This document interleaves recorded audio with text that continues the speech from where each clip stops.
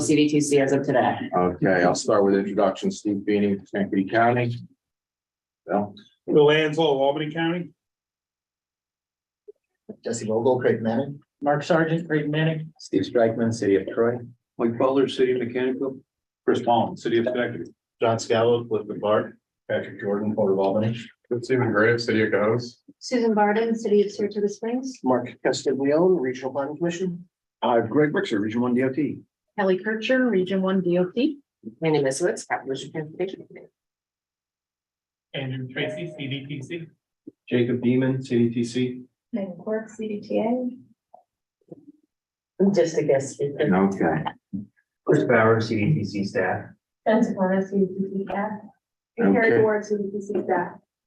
Okay. Okay, You're gonna and go on the board or? I will try to do this online. We have Stephen Maples from CDTC, Peter Comenzo from Town of Rotterdam, Allison McLean Lane. What is your affiliation? No, it's Tim Lane. That's the name that comes because my wife's Zoom account. It's Tim Lane, Village of Manans. Oh, okay, sorry, Tim. That's okay. Anna Feltham from Town of East Greenbush, Katora Vix from City of Rensselaer, Hunter Haskin from Albany Airport, Jamie O'Neill, Town of Malta, Kristen Diat, City of Schenectady, Liz Cormos, Village of Boston Spa. Morris, could you identify yourself? Craig Morris, New York State Thruway Authority. Great, thanks, Craig. And who do we have? Scott's iPhone. Scott Rice, Mayor, Village of Scotticoke. Hi, Scott, thanks. And Teresa LaSalle from CDTC. Did we miss anyone? All right, we're good to go. We have one visitor today who's registered to speak. Beth Jacobs is registered. Yes. Okay, I'm gonna bring my helmet over, because so many people sit over me that women ride motorcycles with the guitar. Okay, all right.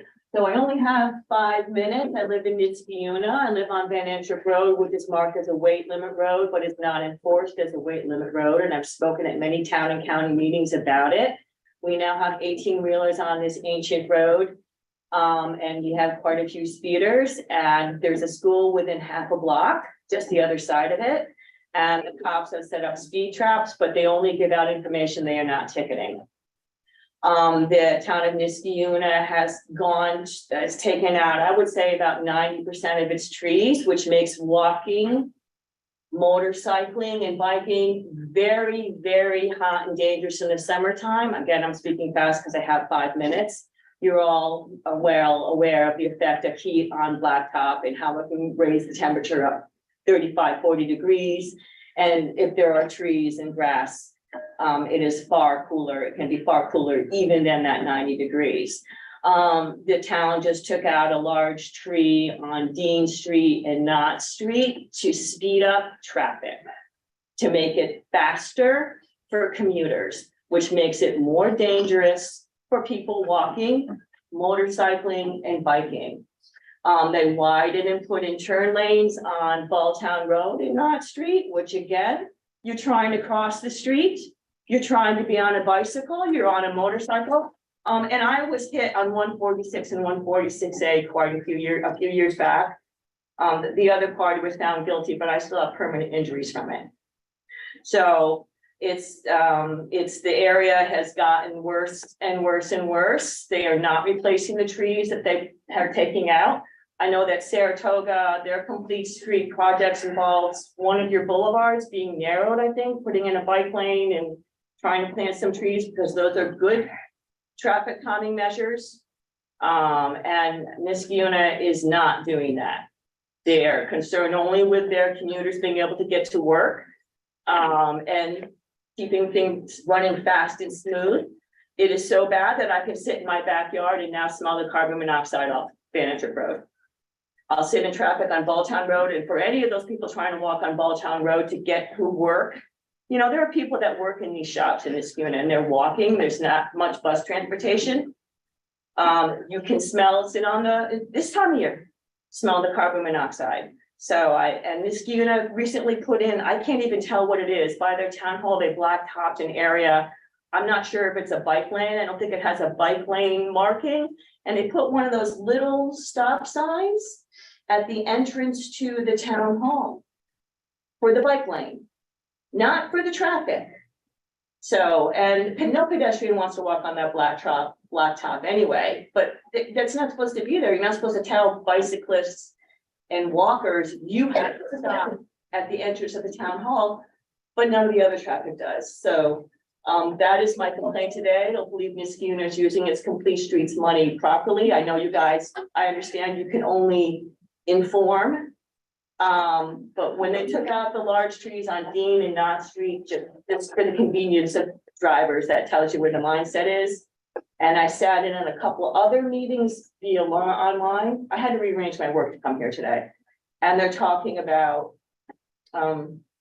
using Complete Street money. And I know you all probably like roundabouts, but in the larger cities, they're taking them out again. Because again, unless you have good traffic enforcement, nobody's gonna, I have been on my bike up at the Latham Circle, my motorcycle.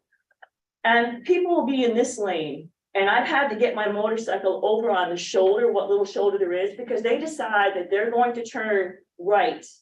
And they're in the left lane and ignore the traffic circle. So it doesn't do anything but speed the traffic up. So this unit's talking about putting in some more roundabouts. And but what they should be doing is what they've done in New York City, which is to reclaim some of the street corners where there's blind corners and build out and put sidewalks in. It can't be just about making it faster for commuters, because it's making it just terrifying to be out on the street if you're walking, biking, or motorcycling. So I didn't bring facts with me today because I know you all know that I'm not making this stuff up, and you can look it up online. Okay, thank you. Okay, thank you.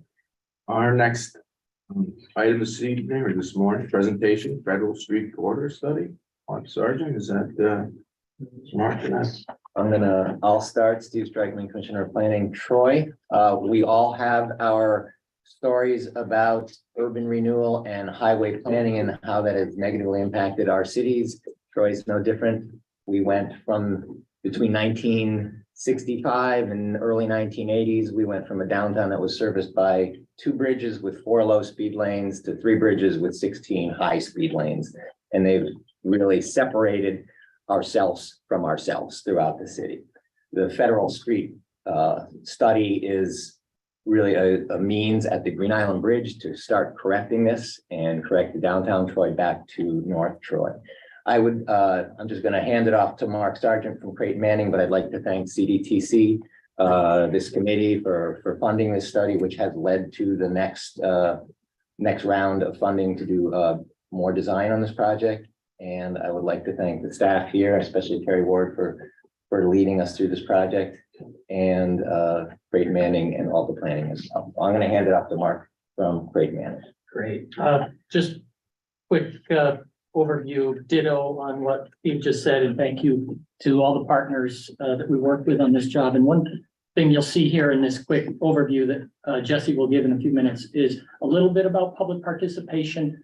And I just want to talk for 30 seconds about that. We had a really effective public participation on this using CDTC's community liaison approach, and retained Tripp and Christine Nealon from that group, and she was very helpful at getting the word out and getting participation. We did virtual engagement, and we're really happy with the level of participation we had. And you'll see a few slides on that. I also understand the topic came up with this group a few meetings ago about how sometimes emergency services can derail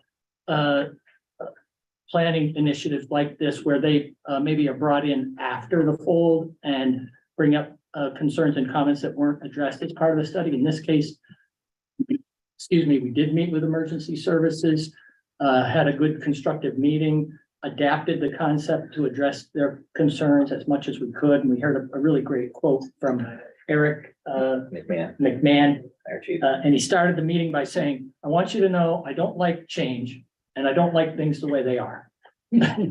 So, but it was all in good spirits of working toward a solution that'll work for the city and all the users in the corridor. So with that, we'll hand it over to Jesse and give an overview. Great, thanks. Go to the next slide.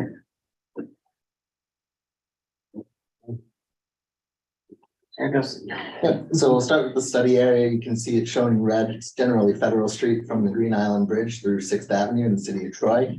Also took a look at the adjacent areas shown in blue just to make sure there's no spillover impacts or effects on outside areas. Next slide.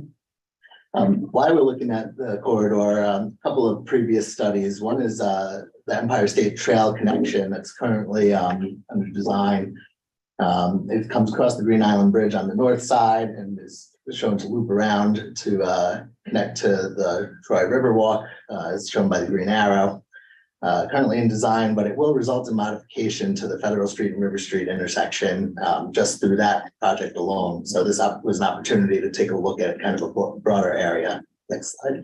Jesse, forgive me, we're not sharing online just yet. You see it now, Stephen? Yes, we're good. Thank you. Okay, thanks. Go ahead, I'm sorry. Yeah, so the other study was the Green Island Gateway. You can see a previous rendering here that shows a concept for a roundabout. And so this study wanted to explore that further along with streetscape improvements. Next slide. So we have the study purpose here to provide multimodal infrastructure for all users, reduce barriers for transportation disadvantaged, and improve bicycle and pedestrian connections, particularly between downtown and also, to the new Empire State Trail. Currently Federal Street's a wide 4-lane road, little buffer between pedestrians and the sidewalk. The sidewalk is right up against the roadway. No accommodation for other modes like bicycles. There is some residential development planned, and then as mentioned, the Empire State Trail. Next slide. So the purpose was to calm traffic, improve pedestrian connectivity and access management, and provide bicycle connections. Next slide. We had some objectives established early on in the study to redesign Federal Street as a complete street, accessible boulevard concept bookended by roundabouts at River Street and Sixth Avenue, providing bicycle and pedestrian access to the trail, and improving air quality by reducing vehicle emissions and idling. Sorry, I'm making this worse, not better. I was trying to hide this bar up at the top and it's not working. There's a little arrow at the bottom. Do you see it? I standing in can't green. see it. This one? Yep. Okay. Sorry, I have really bad eyes. Go ahead. Next slide, please. And next slide. Oh, did we? There you go. So here you can see a picture of Federal Street. You can toggle through some of the animation. It's wide, 5 lanes, 65 feet, depending on where you are. There's no marked pedestrian crosswalks, particularly mid-block at Fifth Avenue. And the sidewalk is right up against the road. Next slide. Here's the Troy Bicycle Connection Plan. You can see in dark red the roads that are designated as major bikeways, and that does include Federal Street, also north and south on River and Sixth. So next slide. Again, there's that bicycle connection with the path proposed. Next animation. Also, the Hoosick Hillside proposed a 2-way path on 6th Ave to the north. And then the next one. Potential to continue that path further down on 6th, and then next shows that there is a gap on Federal Street right where the study is looking. So this is an opportunity again to fill that gap. Next slide. So as Mark mentioned, we did a lot of public engagement. We held a neighborhood meeting through Zoom, and then we had our online Join at Your Own Pace public workshop, which is held open for about a month. We had 345 people view the site, got 86 survey responses, and then had stakeholder meetings with DOT and the fire department. Next slide. These were some of the priorities that were listed. Highest was pedestrian comfort and space, followed by bike comfort and space. People were interested in minimizing traffic delays. And then also on-street parking was something that came up a lot relative to some of the development that's planned. Next slide. You can see here, we had shown a couple of different concepts. The thing that jumps out here is that very few people supported the existing Federal Street segment, indicating that there is a desire for change, and any of those concepts that included the bicycle accommodations were well received. Next slide. So this was an initial concept that we showed at that first round of public engagement. It has the roundabouts and the boulevard in the middle with the median, as shown in the project objective. Next slide. It does have a bicycle path shown by that green dotted arrow, and then the next one. also a mid-block crossing for pedestrians on Fifth Street. And so when we showed that to the public, we wanted to get feedback on it before we refined the concept. Many people liked the boulevard design. 10% of people stated that they liked it exactly as shown. 5% said that they generally just disliked everything as shown. So a bit of a mixed response there, but the majority of the people kind of in the middle did support it. 50% of people that filled out the survey said that they were in favor of the roundabouts. Another 15% said that if the roundabouts could be limited to a single lane and include some additional elements to improve bicycle and pedestrian maneuverability and safety at the roundabouts, that they would support it even further.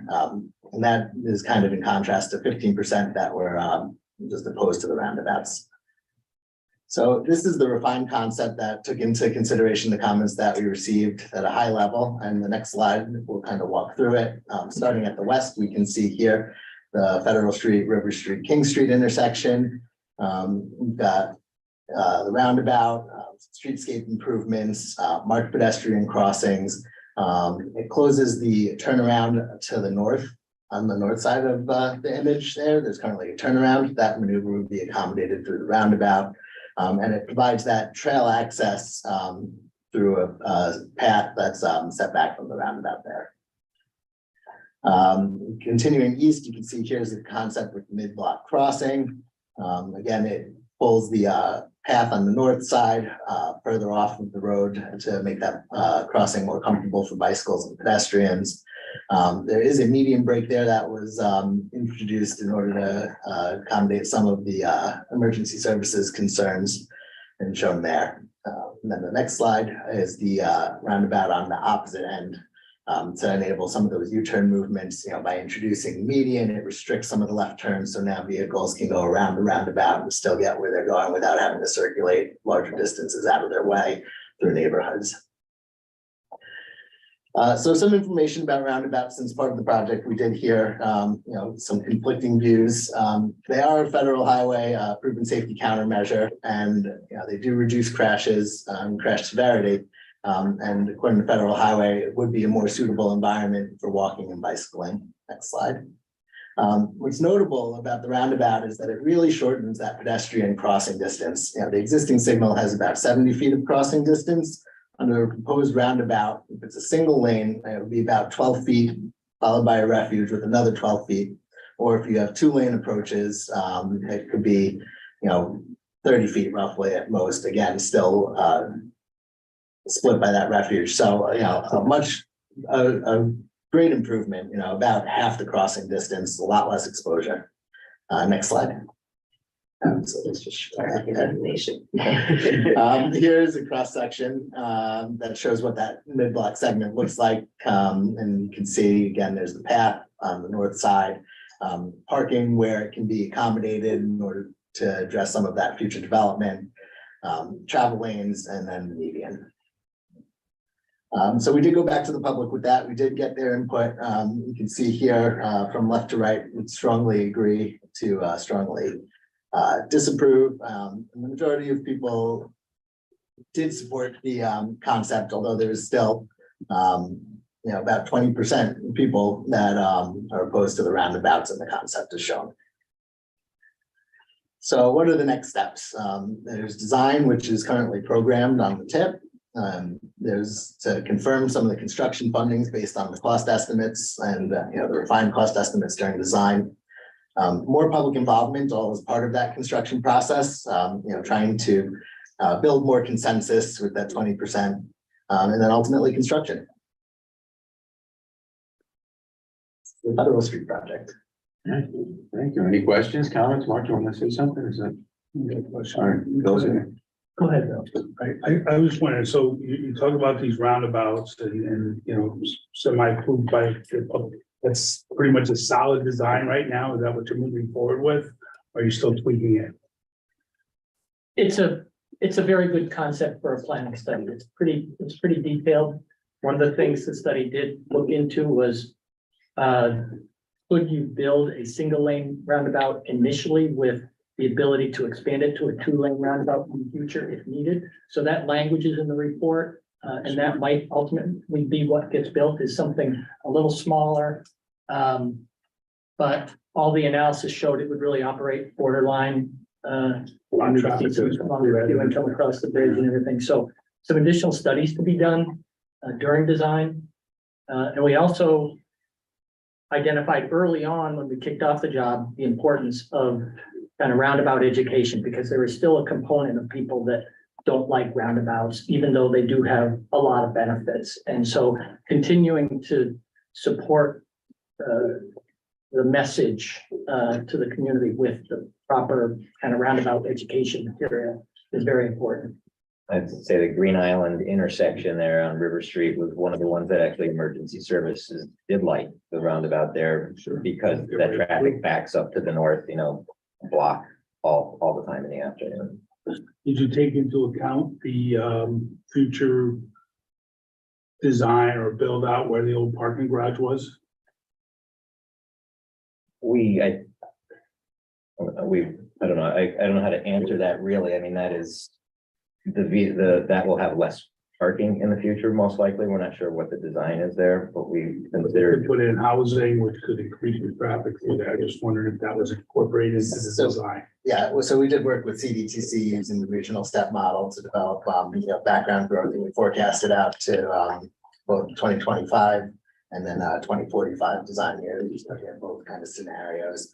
The other thing that was also added in as a result of the step model was that currently the southbound left turn River Street's restricted. And so by allowing that with the roundabout, it could induce some demand. And so that was accounted for also in the traffic model. And we did specifically look at other developments in the area at the time. So that's all accounted for in growth rates. Kristen Dion, Big project. I'm sorry, That's right. Kristen Dion asked a question online. How many survey responses did you folks get? So initially in the first round, there were 86 survey responses. The second round, I would say, is probably a bit higher. I don't know the number. About off the top of my head, but- 146 maybe? From our spy person in the next room. That sounds about right. Okay, thank you. Steve, just to confirm, the project that you presented prior was the Congress Street Bridge, was that what it was? Not this bridge? That we presented prior here. You had Congress Street, a yeah. concept. That's Congress Street, yes, and that's partially funded, so there's funding to remove the ramps and create the intersection. The actual trail construction on the bridge is not funded yet. That requires also a need to reconfigure the intersection in Watervliet as well. So we're looking for additional funding for Right, that. because on that project, the bike path is on the south side of the bridge, and on this, Yes. the bike path is on the north side. I just wanted to see if I got that one. So is there a plan to do something on the bridge? On the for Green this Island one? Bridge, Yeah. yes, it's actually DOT's leading that study now. They have another project there, and we got funding from Hudson River Valley Greenway as well as from DOT to construct that, get rid of the the northernmost lane. So there'll be 3 lanes on the lift span and then 4 lanes further west, at least as proposed right now. But we have our first kickoff meeting later in April. Couple weeks.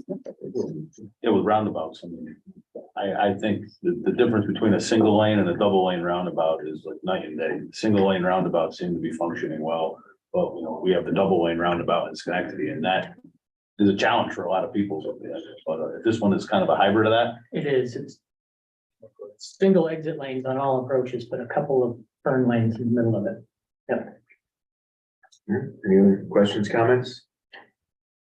All right, thank you, Steve. Mark, Thank you, everybody. moving along, all right, administration, Sandy, previous meeting minutes, got where we're moving to. All right, we have minutes, can we have a motion to approve the minutes of, what are we, February 2nd? Yep. And that one? Get a motion. I'll second. All right, any further discussion? All those in favor, aye? Aye. Anyone opposed, abstained? Moving along, where are we, Sandy? 2023 at-large town and village voting members and alternates. Yeah, this is just to report back to the group as we do annually for our bylaws. We have a town and village rep that's appointed to the planning committee. It's on a rotational basis. And our policy board made that appointment at its March meeting, and Laura Robertson from the town of Niskuna will be the member for this year.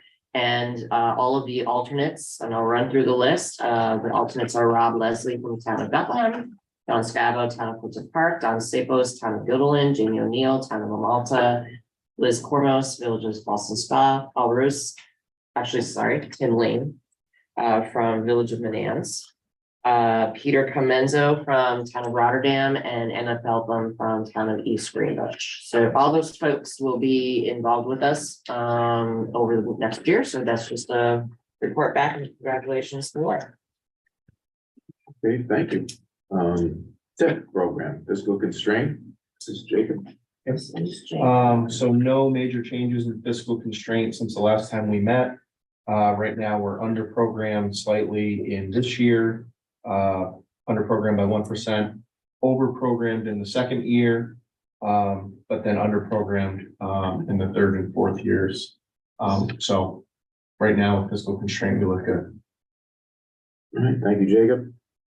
Move to action items, 2023 PM3 system and freight performance measures target updates.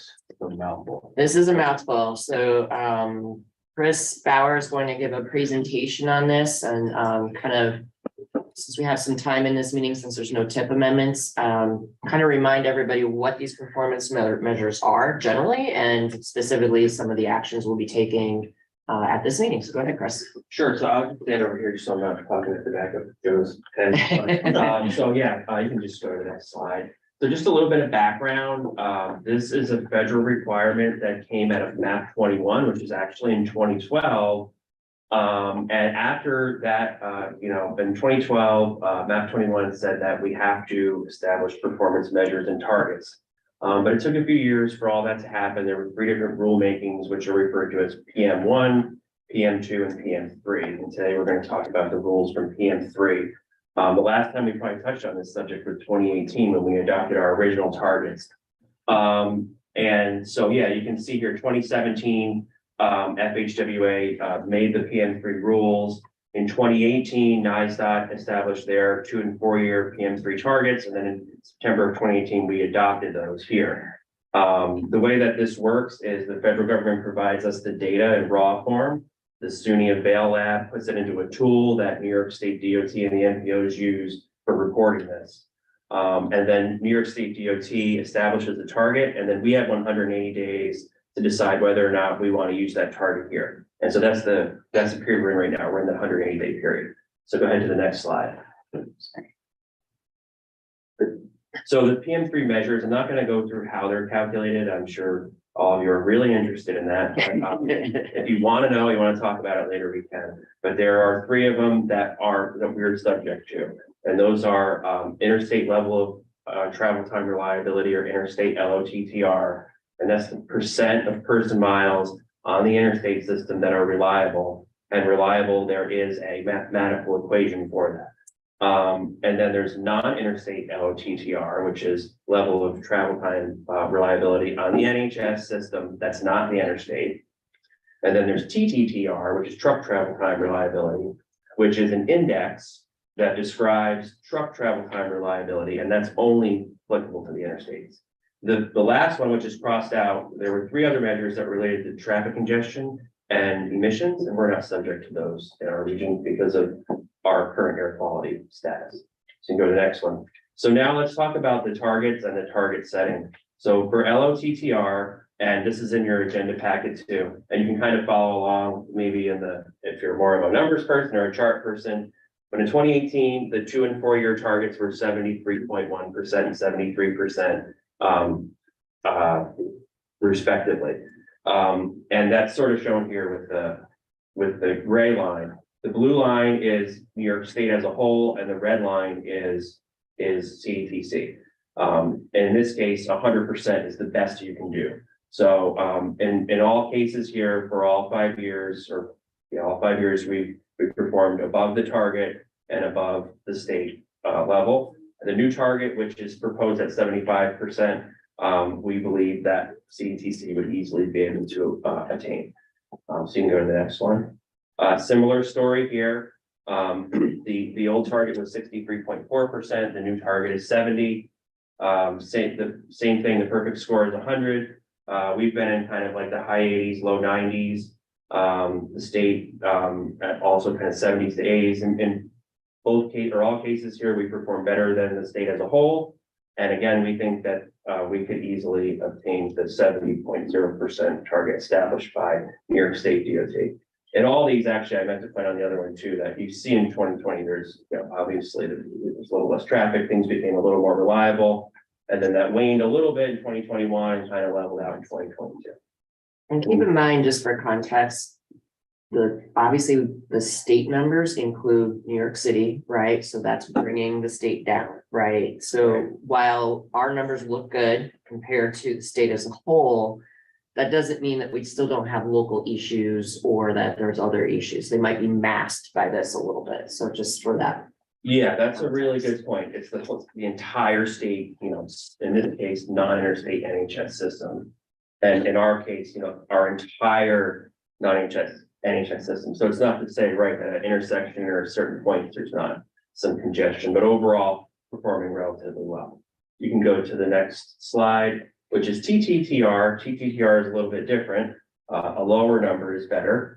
With TTTR, the best score you can get is 1, because TTR is measuring the ratio of congestion to there not being congestion. So if it's a 1-to-1 ratio, that means there's never any congestion. So you can see the state's target up here of 2.0. The performance here is below that, similar to before.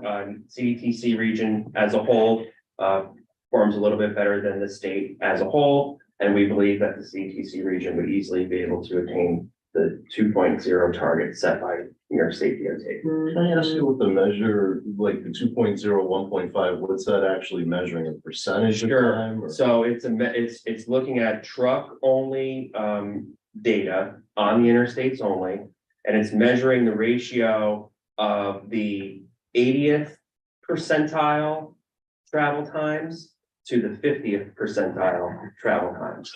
Okay. Clear as mud, I'm sure. It's unfortunately, it's not something we came up with. This is prescribed by the federal regulations. And it requires kind of a massive big data calculation. That's what thank God SUNY Avail does, because I don't know that it would be a huge lift for us. But yeah, so if you think of it that way, like 1 means that it's 1-to-1, that it's always the same speed on every segment. And then as you go up, it means that in some ways you could think of this, it's similar to, but not exactly the same as a planning time index. So, traveling through our region, we've been in like the 1.2, 1.4 range. Traveling through our region, a truck driver might expect to travel 20% or 40% longer than regular full speed. Gotcha. Possibly, you want to be below the line. This one you want to be below the line. Right. Yeah, 2 means that it's 2 times, that it's double, right? So yeah. And then so you can go to the next slide. So our recommendation here is to support DOT's 2- and 4-year targets. As I mentioned, we have 180 days from the date when they were given to us, which is December 16th, to either support these targets or come up with our own.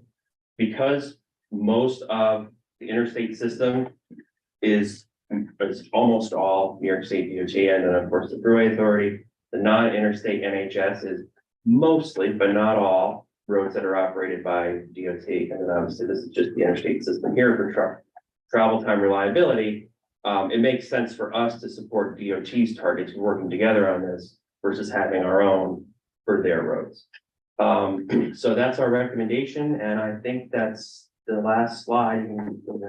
Any questions, discussion, thoughts? I think that the action today would be to recommend to the policy board supporting the 3 different 2- and 4-year targets, and also there were 2 resolutions that were in your agenda that will go to them with this as well. One for the 2 LOTTR, and then the other one for the TTPR.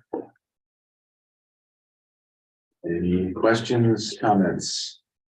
Thank you, Chris. Andy? Yeah, just one other point, you know. The federal legislation is requiring more of a performance-based approach to planning and project program. And one of the things that we'll be exploring in our long-range plan update is how to better connect our planning philosophy here at CDTC with these measures while not losing sight of these other wide-ranging issues that are not captured in these quantitative measures. So it'll be an interesting exercise over the next 2 years as we build our long-range plan to acknowledge, we need to make progress on these very important things that the federal government has said are priorities.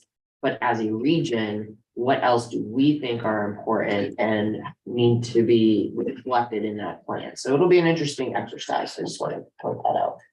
So the action is what, you have 2 resolutions, or is it just? As Chris said, it's a recommendation to the policy board to support DOT's targets. 2 and 4 year targets? Is that, take that motion? Yes, can we get a second? Chris or Bill? Yes. Any further discussion? All those in favor, aye? Aye. Opposed, abstained, motion carries. Moving on to CDTC, CDRPC Technical Assistance Program, that would be Mark. Yep. Sure. So we are in our 6th year of the Technical Assistance Program, started under Sandy's predecessor and myself. The purpose of the program, and at least the goal of it, was to leverage the capacity of our combined organizations to increase the capacity of other communities. And that investment has paid dividends. So to date, the effort between our 2 agencies combined with the local match gets us around $400,000 in effort of assistance to those communities. You see in the infographic up there, that shakes out to assistance related to 11 comprehensive planning processes, 9 transportation plans, 5 environmental plans, which also include trail planning and natural resource inventories, and then a couple access plans. So certainly we have accomplished the goal of the program to increase capacity and move things along. Of the comprehensive planning projects that we were involved in, the majority of them have moved forward to comprehensive plan adoption. So 11 of those communities really are moving the needle on realizing their vision for comprehensive planning. One thing that we would request from folks around the table is to use your platform to promote the program. One of the things that we are still challenged with is engaging communities that have little capacity to move things forward. Even if we fill out the simple application for those communities, sometimes it's still so challenging. But if you have a community that you are aware of that may need a little extra help with demographic analysis, mapping, preliminary transportation analysis, please reach out to us and then we can make that connection. I think another goal of the program was to position those low capacity communities, or any community for that matter, in a better spot to be able to go after larger grant applications, larger grant dollars. So of course, in-house here, we have the linkage program, which is a logical next step, preliminary planning, linkage study, and then build out. But we've seen that in a number of other studies where communities have been able to leverage the work that has been done in the technical assistance program to go after larger dollar projects for implementation. And what's, I think, another critical role is to responding to timely issues. And a lot of this happens in a comprehensive planning process. And we have been able to, I think, level set the public discourse about growth in municipalities. I'm thinking about Bethlehem and a couple of other municipalities where the planners there were being confronted with misinformation or disinformation from the public or other stakeholders about the rate of growth, and growth is out of control. And we were able to provide some analysis to really level set that conversation and say, yes, there is growth in your community. It's not out of the norm. You certainly want to do a comprehensive plan to be able to prepare for it and to balance preservation with development. So I like the program. It keeps our staffs busy and interested and engaged. We are able to, I think, in a really good way, balance the needs of the community with implementing the goals of the long-range transportation plan. It's a little inception. Any plans that we do, we put in sort of the values of the long-range transportation plan in those projects, in those deliverables. So in the long run, it's going to pay, I think, significant dividends, as all these plans are sort of reflecting back the values that we hold around this table in terms of how we grow as municipalities and as a region. Thank you, Mark. Now, that's a rolling application? Can you explain that? Rolling application. So this year, in a change in the program, the application is going to be rolling until September. With September 30th cutoff, that's going to, allow our staffs to have enough time to wrap up all project deliverables by the end of the fiscal year that CDTC abides by. So once it's approved around this table, we will be able to promote it, and then applications will be open through September 30th.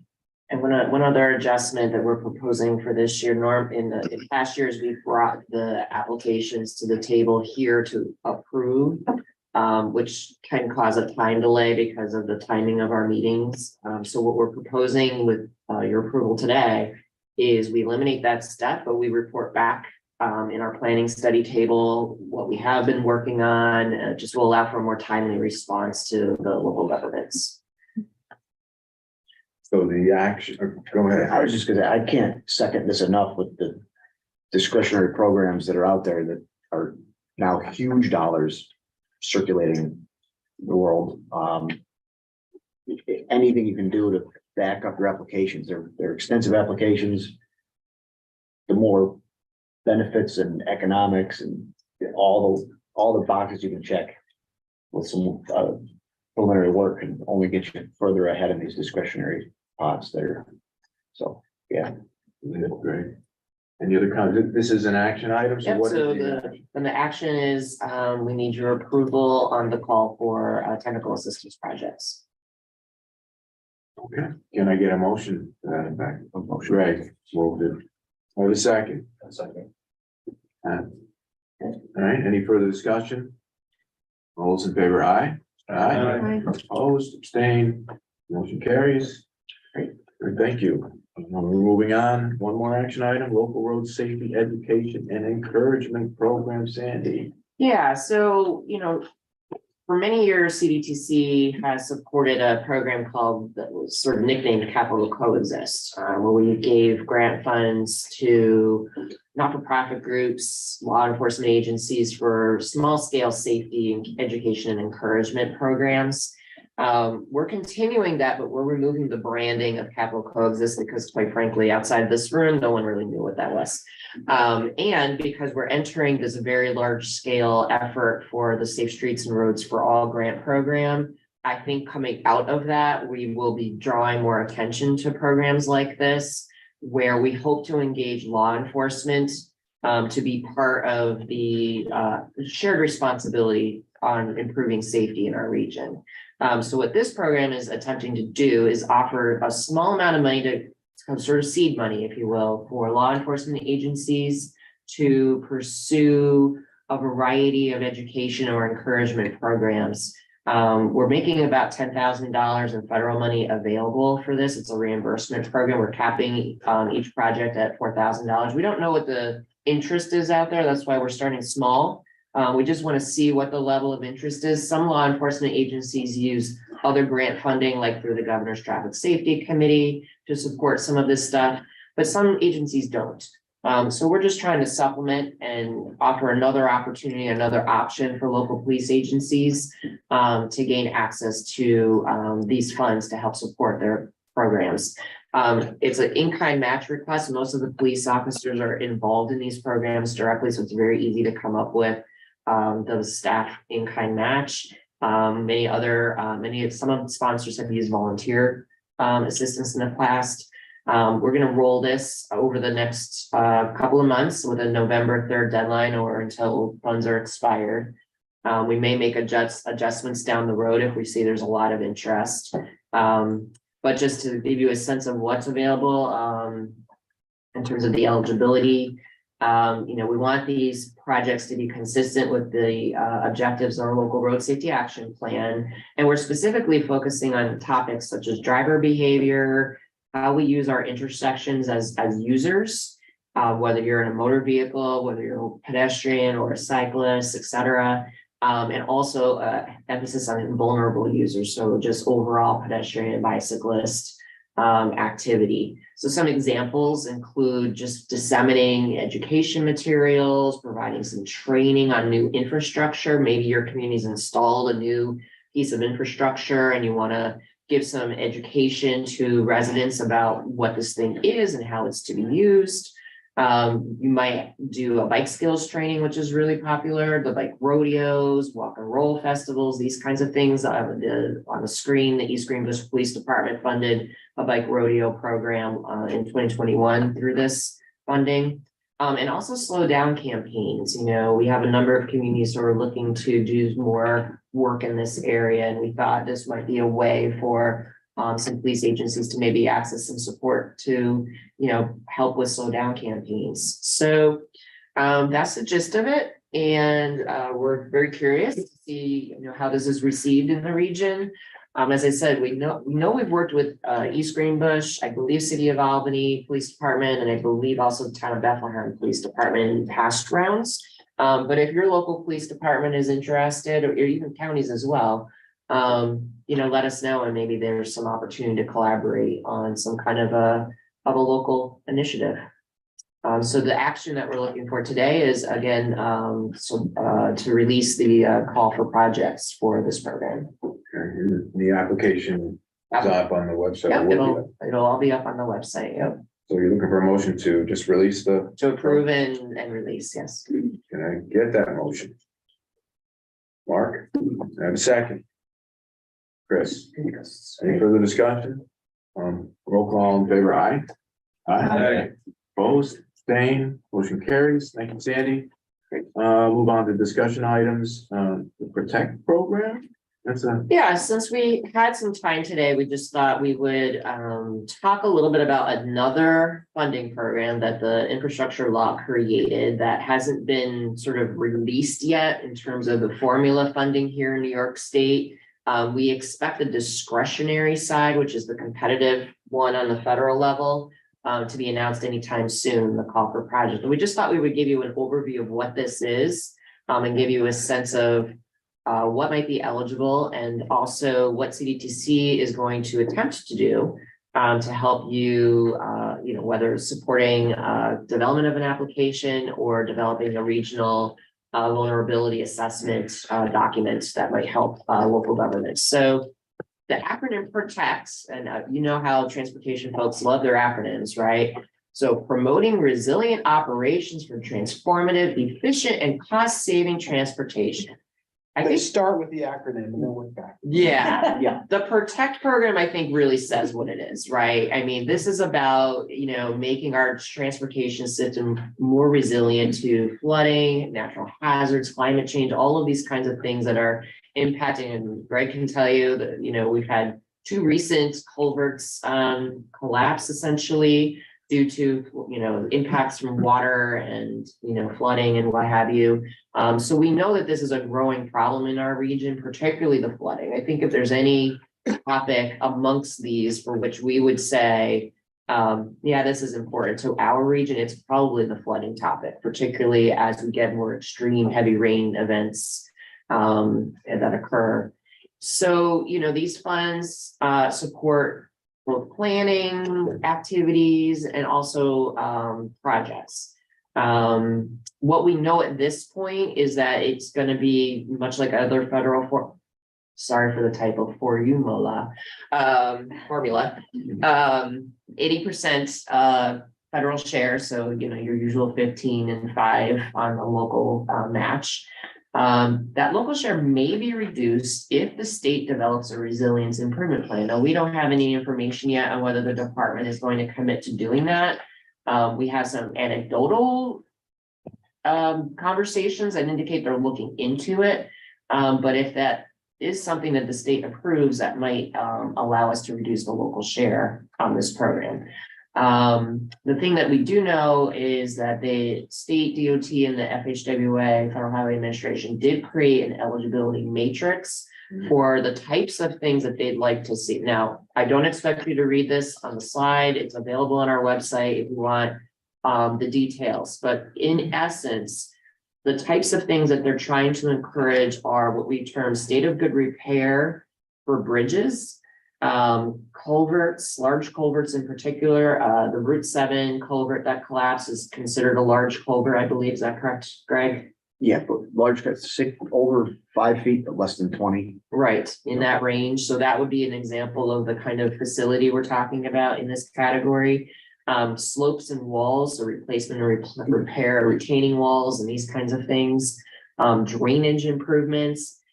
On the highway side, there's really limiting this as not really being eligible for capacity improvements and state of good repair paving. It's kind of really limited. So the real focus here are the most vulnerable types of infrastructure, the bridges, the culverts, slopes and walls, and drainage improvements. You can read this at your leisure, but as you're seeing these announcements coming out for the Protect program, take a look at this matrix, because I think whether you go for the discretionary funding or you go for formula funding when and if it becomes available, this will be the kind of project that you would have to think about for these funds. With that, I will turn it over to Jen to talk about our regional vulnerability assessment plans. Thanks. So as part of CDTC's resiliency task, we've spent the last year kind of researching risk assessments and vulnerability assessments and what's involved in that. And there's a lot of data that's required and a lot of coordination. And I think a larger discussion is required before going into it. But with the Protect program, we wanted to develop something that was pretty basic and could be used by member agencies as they prepare to maybe apply for funding. So we looked at what data we had to do just a limited vulnerability assessment. So we looked at roadways, bridges, and culverts, and then the floodplain data that we had to map them to identify which facilities could be vulnerable to flooding. For the purpose of member agencies using this, just as kind of like a first brush of identifying, maybe priority facilities going into Protect. Next slide. So, like Sandy said, we're seeing more and more of these weather events and more damage and destruction to the transportation system from weather events. And New Vision's 2050 prioritizes investments in security. Investing in security is also a planning factor. All of our counties have hazard mitigation plans and emergency management plans. More communities are doing things like resiliency planning. We have some like site-specific evacuation plans or emergency plans, but we don't have, region-wide, or every community doesn't have a resiliency plan or an evacuation plan. Next slide. So this is just kind of a summary of what we found based on our vulnerability assessment, and how many bridges, how many culverts, and then how many miles of roadway we found are vulnerable. The center line miles is a little bit misleading because we use the NICE.RIS data. So any roadway segment that intersects with the floodplain. So the segments are kind of broken up a few miles at a time, depending on the roadway is. So, only maybe a half a mile of that roadway may actually be in the floodplain, but the GIS data, it could be, 5 miles long. So this is a little bit misleading, but it's just a general summary. Next slide. And then we mapped all of them, and we have tables that correspond to all these maps that we'll be able to provide to folks. Albany County was the only county that we had 500-year floodplain information for. Next slide. So we just did this for each county. Next slide. Next slide.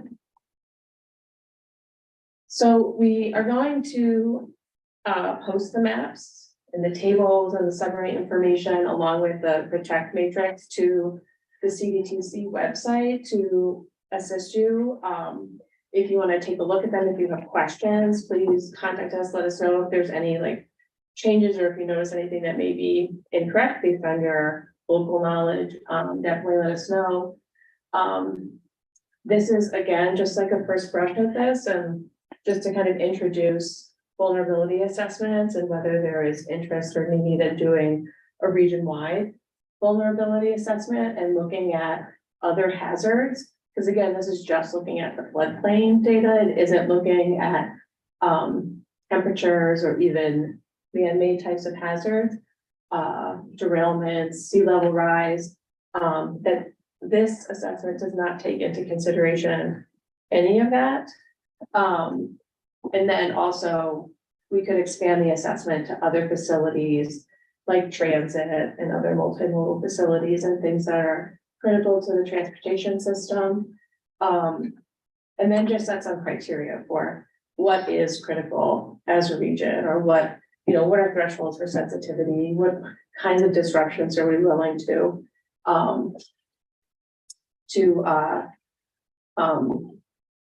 deal with, you know, in some sort of a emergency event. It would require a lot of extra data collection. And then we could develop mitigation strategies based on our region's particular vulnerabilities. Again, probably a lot of water related because of flooding. But yeah, this is just kind of an introduction to it. And if anyone has any questions or we'll have everything up on our website. So please feel free to take a look and let us know if you have any questions. When will you have it up, Jen? We Like the can map? put it up today after the meeting. Okay. And the segments, how is that measured? It's like if you have a crossing that's vulnerable, then is the segments vulnerable until the next crossroad or something? Is that how that works? Until like in the GA, Where you can get around it or something, Greg? Is that how it works? not in this data, it's not really like that. It's Okay. like the way the segments are broken up. I don't know how to. Our highway segments are broken up by what is considered to be a consistently built segment from when they were built. So our segment lengths range from like 0.002 miles to 5 miles or some. It's a crazy way we segmented our. So it's not vulnerable Like, because yeah. now it'll be closed or something because No. what happens downstream of the road? I if mean, you that's have to- like an analysis that could be done in like a more expanded vulnerability Okay, analysis, but okay. that's what I was saying, like, this is a little bit misleading, because that whole segment Isn't vulnerable, right? It's just the way the The GIS last data, 500 feet right? would be underwater. Yeah, so then you couldn't use the rest of this. That's what I'm getting at, is then you couldn't really use the rest of that segment. Potentially, yeah. Potentially. Yeah, but we Because don't there's no know, other cross street or something to get around or. but there could be in these, that's the thing, these segments Right. don't. Yeah, it's a It's a fuzzy little- data set, it's tough to digest. The point data is more interesting, I guess, where the Yeah. point where the Yeah. culvert is the issue, and then you could use your own analysis backing up as to what does that impact, you know, I guess. How do I get around? Upstream, I guess, whatever. But I think the interesting thing about these maps, when you kind of look at them, you know, not in this room, but you know, you see some clear patterns, right? And not surprisingly, it's around some of our major water bodies. And, you know, you can see some of the Rensselaer County, you know, connections here, you know, these are generally following some water body, stream, small rivers, whatever they are. But there's also some spots where you have some man-made changes that, you know, have evolved over time. Because there's some stuff that's underground and now, you know, this water table may be rising and other challenges. So it's just an interesting mapping exercise to help, we hope, inform not only the counties, but local governments on where to start thinking about these things. And then clearly more work would need to be done on sort of getting into the details of what's there. And what's almost impossible to map is your culverts that knowingly frequently back up in rain events, that's hard to tease out But that's a local knowledge thing that Right. even we struggle with. One of the things that I think, we CDTC staff would be interested in learning more about is what those local spots are that our local government folks know about, right? So you all who live and work in your individual communities, you kind of know when it rains or we have an extreme event, oh, this spot floods. Some well-known spots in the region include places like the Western Avenue Fuller Road intersection around Stuyvesant Plaza, right? We all know the camera goes right there when we have a heavy rainstorm. I noticed in the city of Albany more frequently, the Central Avenue under I-90 is flooding more frequently. We've had some serious flooding spots there. So you all know locally where these spots are. Part of the exercise here would be getting more information on where those locations are and what might be causing them. So we're hopeful that this might be a helpful exercise moving forward. What's the eligibility for the Protect program though? This is a map to help eligible to go to the program. So what's the program? What does the program do? The program funds things that make our system more resilient. So the one around here that I don't anticipate yet at Matrix is the evacuation route. That's going to be coastal where you do the opposing traffic on the interstate kind of stuff. Yeah. That's what that one's gonna go for. Up here, we're not gonna have evacuation routes, but the rest of the criteria. Your bridges and your culvert designs are easy wins because you're gonna increase the capacity to 1.5 times the freeboard of 2 feet or whatever, Right. there's more, but There is definitely capital money involved in this, so if you have a vulnerable culvert or a vulnerable bridge or a section of roadway that's got recurring flooding issues or a retaining wall that's letting go because the slope is destabilized, those are the kinds of, I'll call them spot projects. In some cases, they might be more linear projects. My hunch is a lot of them are pretty localized. So, but that's the kind of thing that we're hoping. The formula funding, which is again, the distinction here, the formula funding would in some way either come through the state of New York or to this table. The discretionary fund leaves us all and goes up to the federal level to decide how those. So this region will get a certain amount of money. Theoretically. Applied towards. But we have no idea. But we're waiting to hear on how. New Like York how much, State- what the amounts would be. yeah, I don't know the We amount. don't know yet. Like if the project could be 500 and up or 500 and down or anything like that. Right. You're gonna be north of $500,000 for anything you're gonna do. I know that, but I'm asking about the program. Yeah. Oh, I think we know that too as it rolls out. I just we don't even know the. All right. Yeah, we just wanted to share this since we had some time today to let you know that there's yet another formula program funding source coming. But this is a very pretty specific one, and obviously the criteria will be pretty specific. Evaluate at this table? We'll have to wait and see how the department ultimately decides to implement it. It could be something that they sub-allocate to MPOs. It could be something that's retained at the state and they solicit for projects. We just don't have that information at this point. Yeah. All right. Well, moving along, thank you for the information. Where are we? Summary of 2022-2027 TIP project selection moves. Is available at the meeting. Yep. So let me exit out of this and I will turn it over to Jacob to review project selection moves.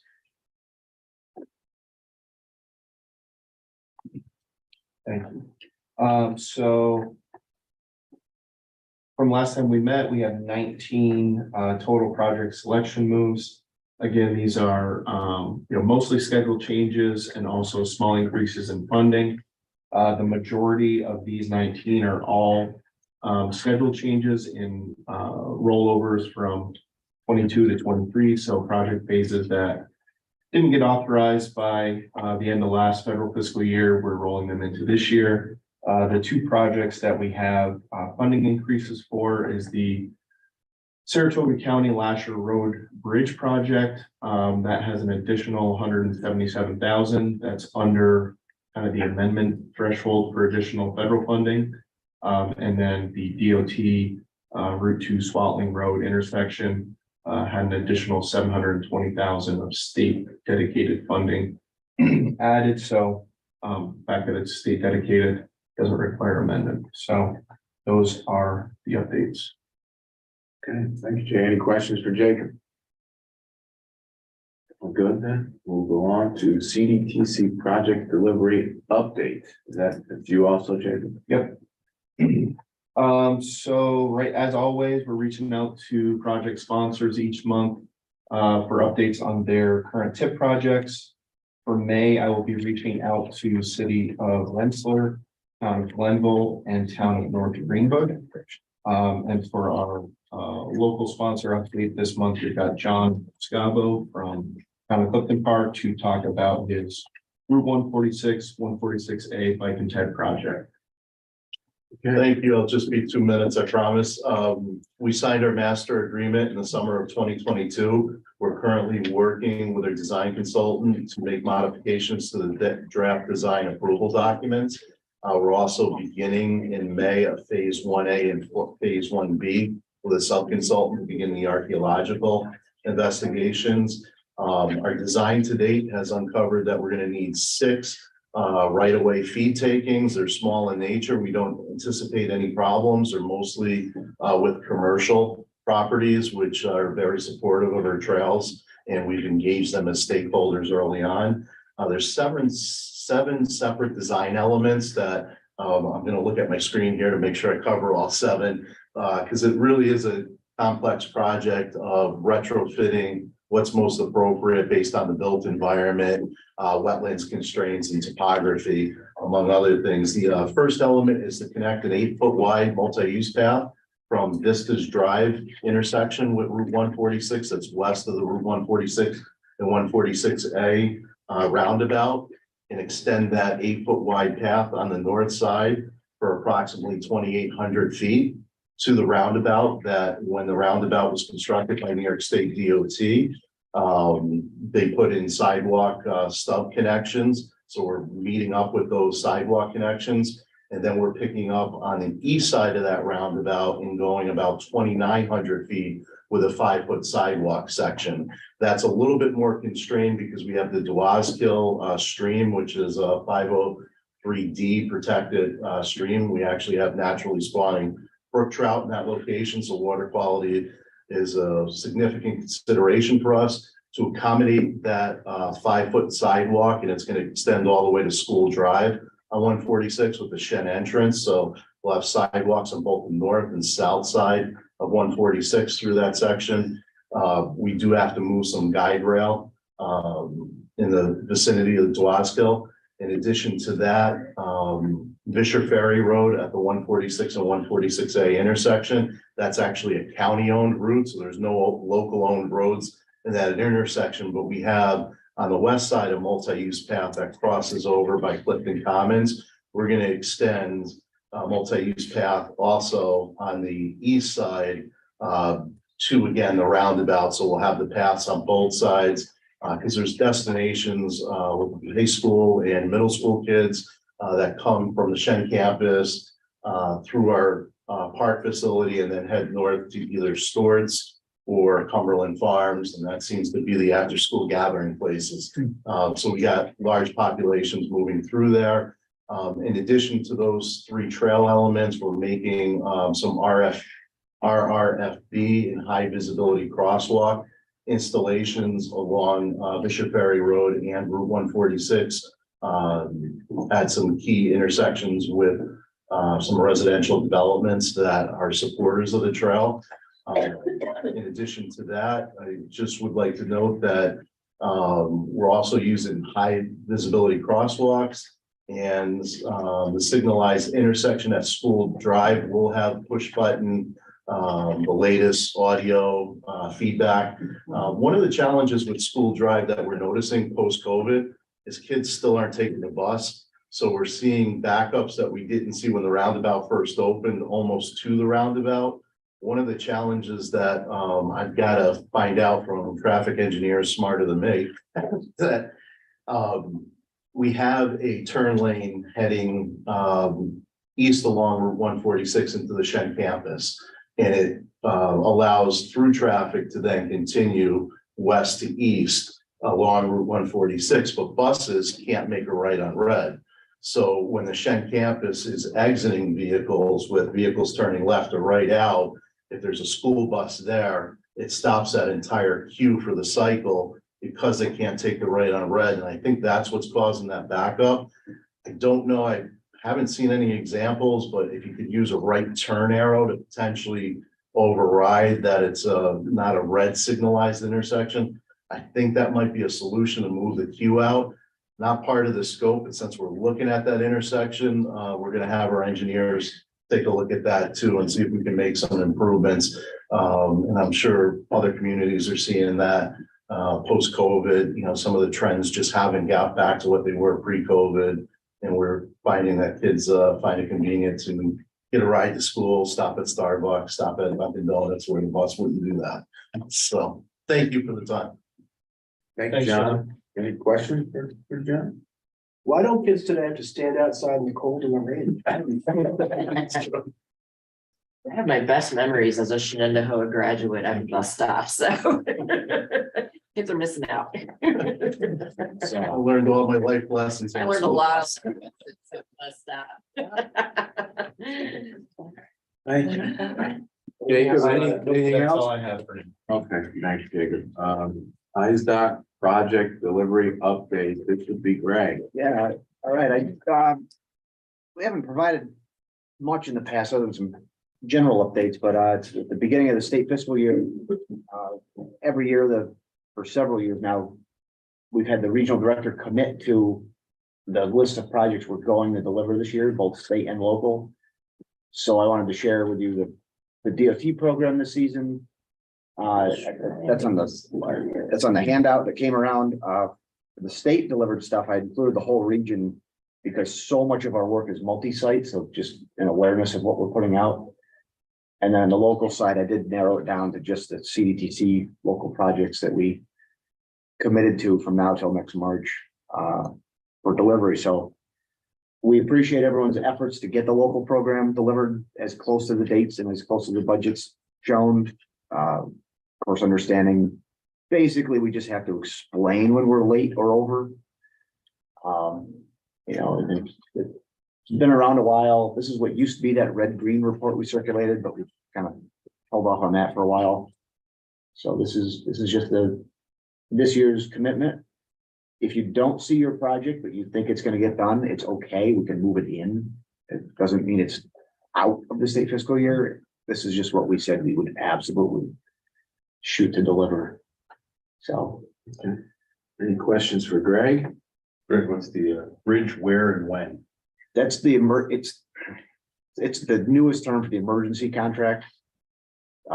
We had to, happens. That's a classy name for. we had to, it's gone through a couple iterations. It used to be emergency and then it was demand response. And then now it's diluted down to where and when. Okay. When something happens, that's where they go. Also, that applies to the traffic signals, where and when program. We need something in place for bridges, especially the emergency stuff for signals, bridges and highway. All three have their own contractor since it's sort of specialty work. So, Okay. Thanks, Greg. Yeah. Status of CDTC planning activities. Andy? Great, thanks, Steve. As usual, we have our status chart available on the website, but just quickly, we are wrapping up the Rensselaer waterfront connectivity study. I believe that's just about done. Yep, the final report's been published on the website. And we're probably going to have a presentation on that project at our next meeting, so we'll share that findings with you. Obviously, we finished the Federal Street Corridor study. On the technical assistance program side, we finished the Riverside Avenue Access Improvement Project with the city of Rensselaer. We have two others that are pretty close to wrapping up. I'm gonna say East Greenbush is done. Yeah, we'll say East Greenbush's natural resource inventory is complete. We also have a number of sort of what I'll call regional planning initiatives that are, whether they're CDTC led or led by DOT, that are in various stages of development. We did work with Albany County to complete a loop trail feasibility study. We're very close, probably within the next month or two, on completing our regional truck parking study. hoping maybe in the summertime to have a presentation to you folks on that one. We're also wrapping up some of the ADA planning work in the city of Albany. And we're initiating a work in Hoosick, town of Hoosick, for the asset management plan. We finally found a vendor who would be willing to do the data collection. So that's exciting because we were struggling with finding a vendor for that project. We're also moving forward now with the regional signal timing program. And we've mentioned before, we do have an on-demand traffic count contract here for motor vehicle, pedestrian, and bicycle counts. So if your local government needs a quick, hey, gosh, I really could use a quick count here, let us know, and we might be able to fit that in with our vendor for traffic counts. The only other thing I'll mention for those that don't know is our policy board did approve the new name for CDTC. So moving forward, once we get through some of the logistics, I'm hoping that maybe by the month of June, at the June policy board will be able to launch officially, but we will be renamed the Capital Region Transportation Council. We will not be using acronyms, or at least we will be attempting to not use acronyms. That was very explicit. So we'll be doing business as the Transportation Council. So hopefully, as we, distinguish ourselves more from CDTA and all the other CDs in the region, CDRPC, we'll be able to carve out our own identity and kind of as we go through the long range plan development and some of the other upcoming initiatives, having a new brand will help distinguish us and make it clear who we are and who we're not. And the who we're not is really important because the CDTC, CDTA issue has been a longstanding problem that we're still dealing with on a daily basis here. So I think that's all I wanted to share. Thank you, Sandy. Status of regional and local planning activities, CDRPC, Mark. We have our Wednesday webinar series, which continues through May 10th. It's free, provides planning and zoning board member credits and CM credits for certified planners. The next tranche of the 2020 decennial census data, what formerly was known as FS1, is going to be released in May. So very exciting. We'll be able to proceed finally with our population projections at that time. We are working with partners right now on an application to the EPA for the Climate Pollution Reduction Act money. The goals of that money will be to do a preliminary and a final comprehensive climate action plan for the region. 67 MSAs across the country eligible for funding, and we're going to apply for the application in this region, working in partnership with CDTC and obviously the Venn diagram of resiliency plans and climate plans. And we're going to be leveraging our existing work and outreach for our clean energy and climate smart programs. Be on the lookout for our latest data news email. We will include an analysis that I shared around with some folks last week on the New York State Housing Compact proposal, and you'll be able to see whether or not your community is meeting the 1% target. Because if you don't meet the 1% housing growth target, the state is going to preempt your home rule and work directly with developers to build housing if the legislation gets passed. Oh, I was gonna say, did this get passed? The big Thanks, Mark. MSA, how many MSAs in the country? I don't know. Just curious where we ranked. We're always at the top. We're always at the top. Yeah. Well, As a regional it's stuff. measured- relentlessly is it a opposite. It's population based, but they only counted the top 67, so we got in there at number 63. And in New York State, obviously, we all know who number one is in the country. But also receiving funding through this program is the Buffalo region and the Rochester region. They're slightly bigger than us, but we're catching up. Okay. Thank you, Mark. CDTA. Our bit of news is we're gearing up to release a on-call planning services RFP this month, so that'll be hitting the street soon. Thank you. Nice done. Right. Right. So, fresh news, Pat Barnes, who we thought was in a short timer retirement situation, has decided to take a position with main office and go help statewide operations out and stick around a bit longer than he originally planned. So with that, Pat signed our regional director commitment list and then left. So I commit to this and good luck. So in the immediate term, Bob Rice has taken on the regional director role temporarily while they find a replacement, which we're hopeful will take a matter of weeks to find the permanent replacement, which Bob intentionally is did not take the test and can't be the permanent one. So he's happy with that. So then, yeah, so Bob, That was his story to share. other news, 378, the Pell study there is moving along nicely. We're headed for our second public meeting, maybe on April 26th. Federal Highway threw a little zinger at us in the Pell study, so we're regrouping a little bit, but we're still full steam ahead for the second public meeting very soon.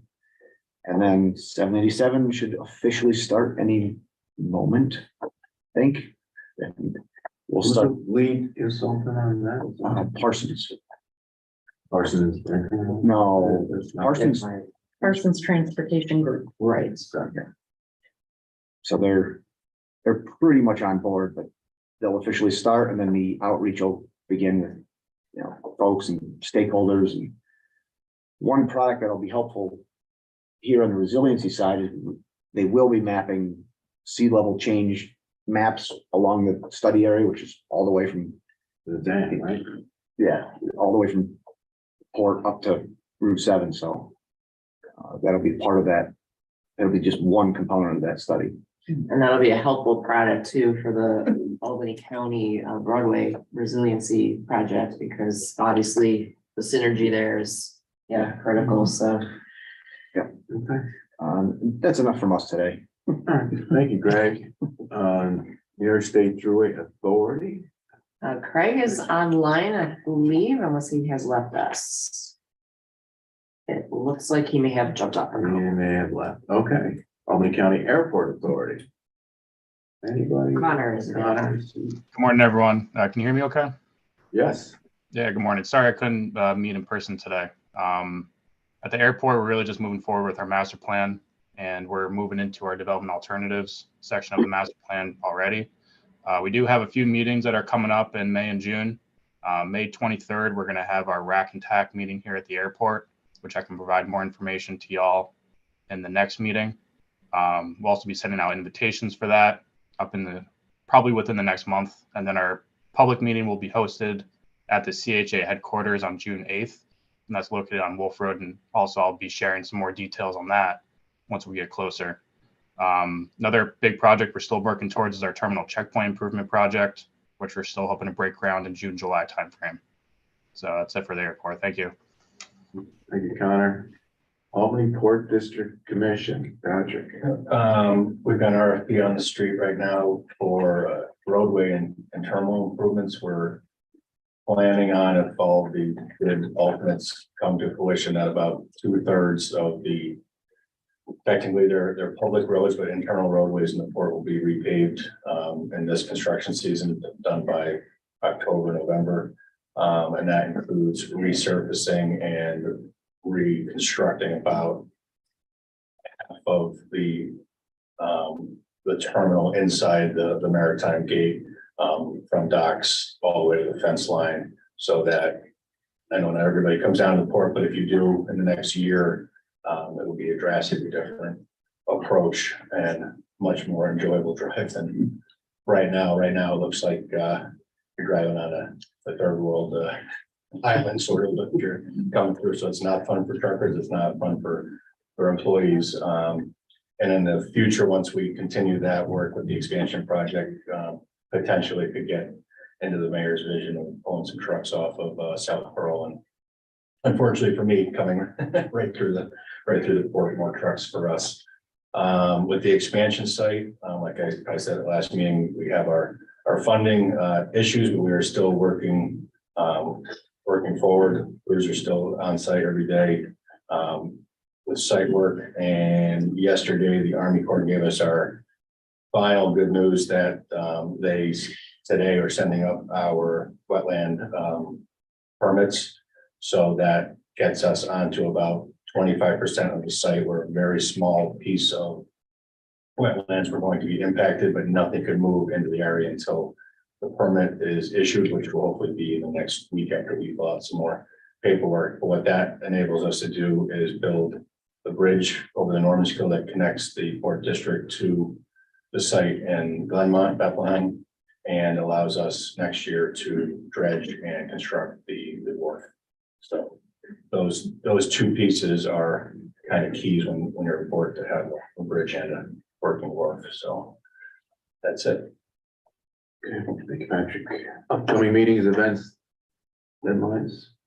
I just want to highlight anything, Sandy? Yeah, I mean, as you see, the Active Transportation Planning Advisory Committee is going to meet April 11th. Our Regional Transportation Coordination Committee meets May 1st, and just for the record, Carrie Ward leads that group. We're working on an update of our coordinated transportation plan, which is our sort of transit human services transportation plan. So be looking for some information. I know Carrie just sent letters, direct mail to our STAR customers, or at least a sample of our STAR customers for a survey.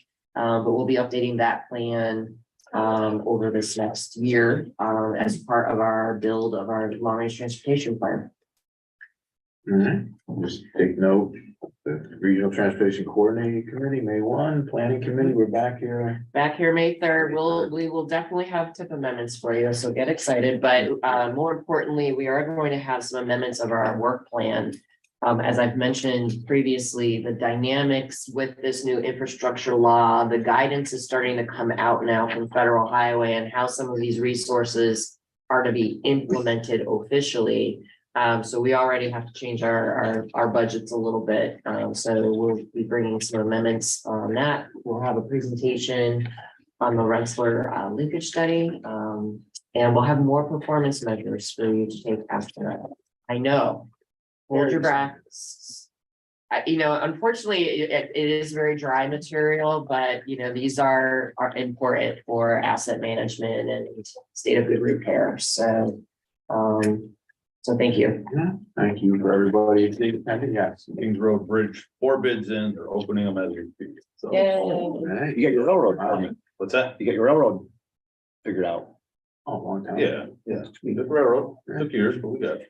But yeah, 4 we'll bids. see. 4 bids, we're opening them right now. Right, that's good, right? Yeah. 4. Okay. Hopefully all goes well. Yeah. Anything else? And motion to adjourn? And move, Mark, wait a second. All in favor, aye? Aye. All right. See you. Thanks, everyone.